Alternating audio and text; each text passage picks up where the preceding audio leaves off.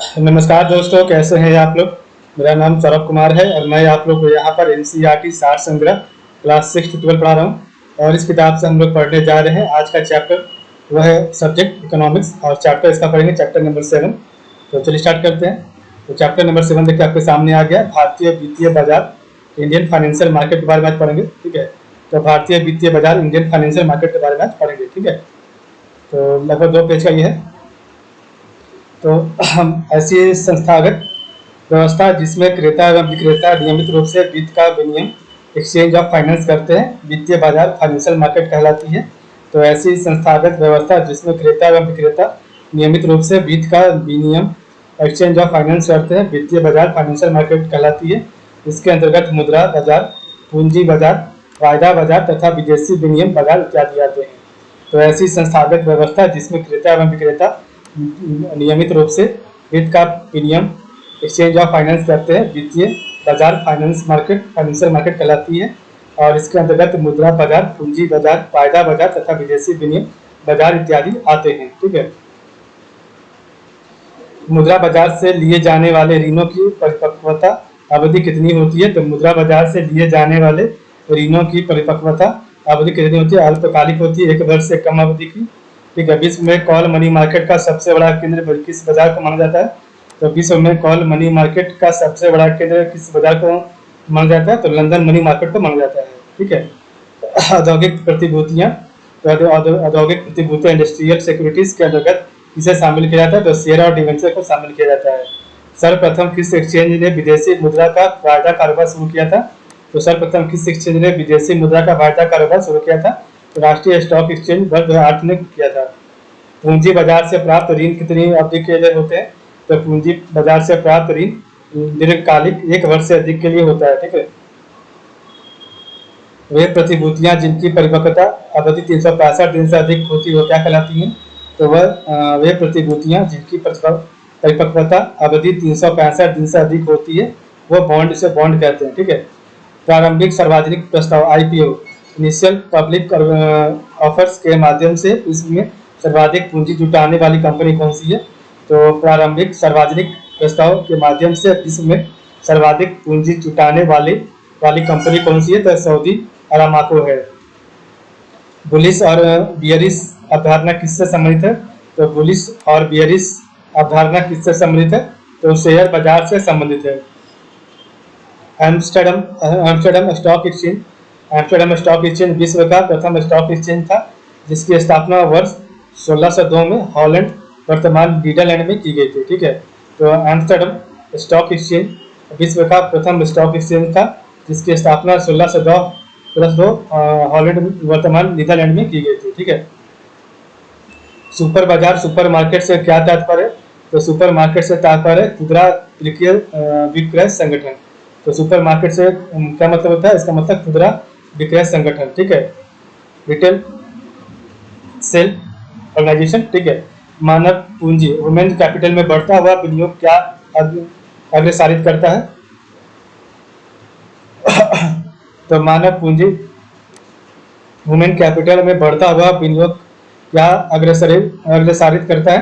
तो कुशलता में विकास को करता है। ठीक है, नेक्स्ट आपका गिल्ट एज बाजार किससे संबंधित है। तो गिल्ट एज बाजार सरकारी प्रतिभूतियों के बाजार से संबंधित है। भारत का औद्योगिक वित्त निगम इंडस्ट्रियल फाइनेंस कॉर्पोरेशन किस रूप में कार्य करता है। तो विकास बैंक डेवलपमेंट बैंक के रूप में कार्य करता है। तो भारत का औद्योगिक वित्त निगम इंडस्ट्रियल फाइनेंस कॉर्पोरेशन किस रूप में कार्य करता है। तो विकास बैंक डेवलपमेंट बैंक के रूप में कार्य करता है। ठीक है,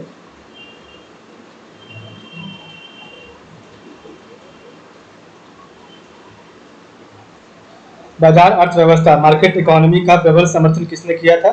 तो बाजार अर्थव्यवस्था का जो है प्रबल समर्थन एडम स्मिथ व रिकार्डो जे गलब्रेथ ने किया था। ठीक है, बाजार एक आर्थिक प्रकृति है। तो बाजार एक आर्थिक प्रकृति है, यह किस ओर रुझान उत्पन्न करती है। तो उपभोक्तावाद कंज्यूमरिज्म की ओर करती है। तो बाजार एक आर्थिक प्रकृति है, यह किस ओर रुझान उत्पन्न करती है। तो उपभोक्तावाद कंज्यूमरिज्म की ओर करती है। कोई बाजार क्रेता बाजार बायर्स मार्केट कब कहलाता है, जब मांग से पूर्ति अधिक होती है। ठीक है, तो कोई बाजार क्रेता बाजार कब कहलाता है, जब मांग से पूर्ति अधिक होती है तो उसे क्रेता मार्केट, बायर मार्केट कहते हैं। ठीक है, किसी अर्थव्यवस्था में यदि बाजार की दर को घटाया जाता है तो इसका क्या प्रभाव होगा? तो किसी अर्थव्यवस्था में यदि बाजार की दर को घटाया जाता है तो इसका क्या प्रभाव होगा? अर्थव्यवस्था में निवेश व्यय को बढ़ाएगा। कंपनी के डिवेंचर्स धारक किसे कहा जाता है? तो कंपनी के डिवेंचर्स धारक लेनदारों को कहा जाता है। भारत के विनिवेश आयोग विश्व इन्वेस्टमेंट कमीशन का प्रथम अध्यक्ष कौन थे? तो भारत के विनिवेश आयोग विश्व इन्वेस्टमेंट कमीशन के प्रथम अध्यक्ष जीवी रामकृष्णन थे। ऐसे लोग जो द्वितीयक बाजार की अपेक्षा प्राथमिक बाजार में निवेश करना पसंद करते हैं स्टॉक कहलाते हैं। ठीक है, तो ऐसे लोग जो द्वितीयक बाजार की अपेक्षा प्राथमिक बाजार में निवेश करना पसंद करते हैं स्टॉक कहलाते हैं। ठीक है, भारतीय अर्थव्यवस्था के संदर्भ में खुला बाजार प्रचालन से क्या आशय है? तो भारतीय अर्थव्यवस्था के संदर्भ में खुला बाजार प्रचालन से क्या आशय? तो आरबीआई द्वारा सरकारी प्रतिभूतियों को क्रय और विक्रय से। मुद्रा बाजार का नियमन, रेगुलेशन व नियंत्रण कंट्रोल किसके द्वारा किया जाता है? तो मुद्रा बाजार का नियमन, रेगुलेशन व नियंत्रण कंट्रोल किसके द्वारा किया जाता है? तो भारतीय रिजर्व बैंक के द्वारा किया जाता है। भारत सरकार द्वारा वर्ष 1993 में रंगराजन समिति की नियुक्ति किस लिए की गई थी?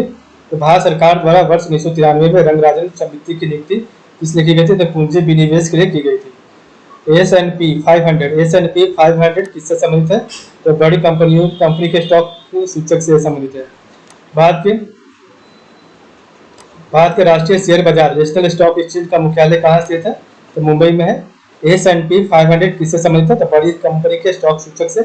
भारत का राष्ट्रीय शेयर बाजार नेशनल स्टॉक एक्सचेंज का मुख्यालय मुंबई में है। भारतीय प्रतिभूति व विनिमय बोर्ड सेबी का मुख्यालय कहाँ है? तो मुंबई में है। तो भारतीय प्रतिभूति व विनिमय बोर्ड का मुख्यालय आपका मुंबई में है। National stock exchange of India के प्रवर्तक भारतीय स्टेट बैंक, LIC, GIC और IDBI है। तो national stock exchange of India के प्रवर्तक कौन कौन है? तो SBI state bank of India, LIC life insurance corporation, GIC और आपका IDBI industrial development bank of India है। BSE ग्रेनेक्स में कितनी कंपनियां सम्मिलित है? लगभग 25 कंपनियां सम्मिलित है। तो BSE ग्रेनेक्स में आपकी 25 कंपनियां सम्मिलित है। KR वेणुगोपाल समिति का गठन सार्वजनिक वितरण प्रणाली के अंतर्गत केंद्रीय मूल्य निर्धारण हेतु किया गया। तो KR वेणुगोपाल समिति का गठन जो है सार्वजनिक वितरण प्रणाली के अंतर्गत केंद्रीय निर्गम मूल्य निर्धारण हेतु किया गया। शेयर बाजार में चलने वाले बृहद कारोबार को कौन सी संस्था नियंत्रित और नियमित करती है? तो शेयर बाजार में चलने वाले बृहद कारोबार को कौन सी संस्था नियंत्रित और नियमित करती है? तो सेबी करती है। Bharatiya Jeevan Bima Nigam life insurance corporation of India की स्थापना संसद द्वारा पारित बीमा अधिनियम 1956 के तहत 1 सितंबर 1956 को हुई थी और इसका मुख्यालय मुंबई में स्थित है। ठीक है, तो Bharatiya Jeevan Bima Nigam life insurance corporation of India की स्थापना संसद द्वारा पारित बीमा अधिनियम 1956 के तहत 1 सितंबर 1956 को हुई थी और इसका मुख्यालय मुंबई में स्थित है। भारत के प्रमुख शेयर बाजारों में सर्वाधिक कारोबार कौन सा बाजार करता है? तो राष्ट्रीय शेयर बाजार NSE करता है। ठीक है, तो भारत के प्रमुख शेयर बाजारों में सर्वाधिक कारोबार कौन सा बाजार करता है? तो राष्ट्रीय शेयर बाजार करता है। ठीक है, इनसाइडर ट्रेडिंग का संबंध किससे है? तो इनसाइडर ट्रेडिंग का संबंध शेयर बाजार से है। एक्चुअरीज किससे संबंधित है? तो एक्चुअरीज शब्द बीमा से संबंधित है। ठीक है, इंश्योरेंस से। विश्वसनीय प्रतिभूतियां रिलायबल सिक्योरिटीज से क्या तात्पर्य है? तो विश्वसनीय प्रतिभूतियां रिलायबल सिक्योरिटी से तात्पर्य ऐसे शेयर जिन पर लगातार ऊंची दर का लाभ हो। ठीक है, तो ऐसे शेयर जिन पर लगातार ऊंची दर का लाभ उसे क्या बोलते हैं? तो रिलायबल सिक्योरिटीज बोलते हैं। दलाल स्ट्रीट कहाँ है? तो दलाल स्ट्रीट आपका मुंबई में। तो दलाल स्ट्रीट आपका मुंबई में है। भारत में ट्रेजरी बिल 3 परिपक्वता अवधियों के लिए अर्थात 91 दिन, 91 दिन, 182 दिन और 364 दिन के लिए किए जाते हैं। तो भारत में ट्रेजरी बिल 3 परिपक्वता अवधियों के लिए अर्थात 91 दिन, 82 दिन और 364 दिन के लिए जारी किए जाते हैं। अंतर्राष्ट्रीय नकदी की समस्या किससे संबंधित है? तो डॉलर और अन्य दुर्लभ मुद्राओं हार्ड करेंसी की अनुपलब्धता से संबंधित है। तो अंतर्राष्ट्रीय नकदी इंटरनेशनल करेंसी की समस्या जो है क्राइसिस किससे संबंधित है? तो डॉलर और अन्य दुर्लभ मुद्राओं हार्ड करेंसी की अनुपलब्धता से संबंधित है। भारत सरकार द्वारा बीमा नियामक एवं विकास प्राधिकरण insurance regulatory and development authority IRDA की स्थापना कब की गई थी? तो अप्रैल 2000 में की गई थी। तो भारत सरकार द्वारा बीमा नियामक एवं विकास प्राधिकरण insurance regulatory and development authority IRDA की स्थापना कब की गई थी? तो अप्रैल 2000 में किया गया था। ठीक है। किसान क्रेडिट कार्ड KCC योजना कब प्रारंभ की गई थी? तो वर्ष 1998-99 में किया गया था। तो किसान क्रेडिट कार्ड KCC योजना कब प्रारंभ किया गया था? तो वर्ष 1998-99 में किया गया था। RN मल्होत्रा समिति किस क्षेत्र से संबंधित है? तो RN मल्होत्रा समिति बीमा क्षेत्र से संबंधित है। साख निर्धारण के संबंध में भारत की सबसे पुरानी क्रेडिट रेटिंग संस्था कौन सी है? तो साख निर्धारण के संबंध में भारत की सबसे पुरानी क्रेडिट रेटिंग एजेंसी कौन सी है? तो क्रिसिल है, जो कि वर्ष 1987 में इसका हुआ था स्थापना। ठीक है। क्रिसिल एक वैश्विक क्रेडिट रेटिंग एजेंसी है जो अर्थव्यवस्थाओं के साथ कंपनी की स्टॉक की स्थिति का मूल्यांकन करता है। तो क्रिसिल एक वैश्विक क्रेडिट रेटिंग एजेंसी है जो अर्थव्यवस्थाओं के साथ कंपनी की स्टॉक की स्थिति का मूल्यांकन करता है। भारत में कौन सी संख्या सहयोग नीतियों का नियमन करती है? तो भारत में कौन सी संख्या सहयोग निधियों का नियमन करती है? तो सेबी करती है। सेबी अधिनियम सेबी एक्ट किस वर्ष पारित हुआ था? तो सेबी अधिनियम सेबी एक्ट आपका वर्ष 1992 में पारित हुआ था। Credit rating agency Standard and Poor's S&P की स्थापना 1860 तथा 1941 में इसका पुनर्गठन हुआ था। ठीक है। Credit rating agency Standard and Poor's, इसका मुख्यालय न्यूयॉर्क अमेरिका में है। मूडीज की स्थापना 1909 में हुई थी और फिच ग्रुप की स्थापना 1914 में हुई थी। ठीक है। तो स्टैंडर्ड एंड पुअर्स स्थापना 1860 में और पुनर्गठन 1941 में, मुख्यालय न्यूयॉर्क अमेरिका में। मूडीज की स्थापना 1909 में, इसका मुख्यालय न्यूयॉर्क अमेरिका में है। और फिच ग्रुप का स्थापना 1914 में और इसका मुख्यालय न्यूयॉर्क लंदन में है। कौन सी एकमात्र विदेशी कंपनी जो भारत में भारतीय डिपॉजिटरी रसीद इंडियन डिपॉजिटरी रिसिप्ट IDR के रूप में सूचीबद्ध है?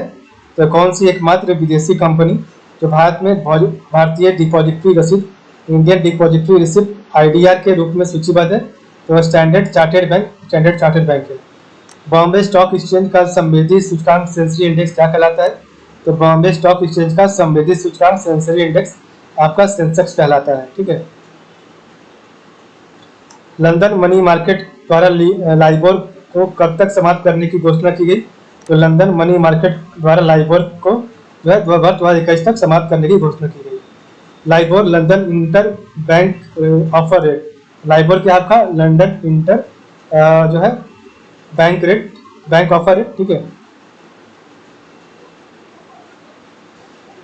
ISO 9001 रेशियो 2000, तो ISO 9001 रेशियो 2000 प्रमाण पत्र प्राप्त करने वाला भारत का पहला एवं विश्व का दूसरा स्टॉक एक्सचेंज कौन सा है? तो बॉम्बे स्टॉक एक्सचेंज है। तो ISO नंबर 9000/2000 प्रमाण पत्र प्राप्त करने वाला भारत का पहला एवं विश्व का दूसरा stock exchange Bombay stock exchange है। ठीक है। सरकार ने बीमा व्यवसाय के नियमन के लिए इसका गठन किया है? तो सरकार ने बीमा व्यवसाय के नियमन के लिए किसका गठन किया है? तो बीमा नियामक एवं विकास प्राधिकरण IRDA का IRDAI का गठन insurance regulatory and development authority of India का गठन किस समिति की सिफारिशों के आधार पर किया गया था? तो मल्होत्रा समिति की सिफारिश पर। IRDAI का गठन किस समिति की सिफारिशों के आधार पर किया गया था? तो मल्होत्रा समिति पर। भारतीय पूंजी बाजार घोटालों के पुनरावृत्ति को रोकने के लिए भारत सरकार ने किसे नियामक शक्तियां रेगुलेटरी पावर सौंपी है? तो सेबी को सौंपी है। तो भारतीय पूंजी बाजार घोटालों की पुनरावृत्ति को रोकने के लिए भारत सरकार ने किसे नियामक शक्तियां रेगुलेटरी और पावर सौंपी है? तो सेबी को सौंपी है। निक्की किससे संबंधित है? तो टोक्यो जापान स्टॉक एक्सचेंज में मूल अंश मूल्य सूचकांक से संबंधित है। तो निक्की किससे संबंधित है? तो टोक्यो जापान जो आपका स्टॉक एक्सचेंज के स्टॉक एक्सचेंज में मूल्य सूचकांक से संबंधित है। यहाँ पे कुछ आपका विश्व के प्रमुख संवेदी सूचकांक के बारे में दिया है, वो पढ़ते हैं। तो देश और संवेदी सूचकांक है, तो अमेरिका का जो सूचकांक है वो नास्डैक है, ब्राजील का वो बवेस्पा है, ऑस्ट्रेलिया का ऑल ऑर्डिनरीज है, तो ऑस्ट्रेलिया का ऑल ऑर्डिनरीज, दक्षिण कोरिया साउथ कोरिया का कॉस्पी, चीन का संघाई कंपोजिट, सिंगापुर का स्ट्रेट्स टाइम्स, फ्रांस का कैक है CAC, जर्मनी का टैक्स है DSX, इटली का मिबिटेल है, तो इटली का मिबिटेल, जापान का निकेई है, हांगकांग का होंगसेंग है और ब्रिटेन का FTSE है। ठीक है, तो ये विदेशी जो है आपका विदेश का संवेदी सूचकांक है। ठीक है, तो स्टॉक एक्सचेंज अमेरिका का हो गया नास्डैक, ब्राजील का बोवेस्पा, ऑस्ट्रेलिया का ऑल ऑर्डिनरीज, दक्षिण कोरिया का कॉस्पी, चीन का संघाई कंपोजिट, सिंगापुर का स्ट्रेट्स टाइम, फ्रांस का CAC, जर्मनी का DAX, इटली का मिबिटेल, जापान का निकेई, हांगकांग का होंगसेंग और ब्रिटेन का FTSE। पूंजी बाजार तथा उद्योग जगत में, तो पूंजी बाजार तथा उद्योग जगत में प्रतिष्ठित एवं बड़ी कंपनियों को ब्लू चिप कंपनी कहा जाता है। तो पूंजी बाजार तथा उद्योग जगत में प्रतिष्ठित एवं बड़ी कंपनियों को ब्लू चिप कंपनी कहा जाता है।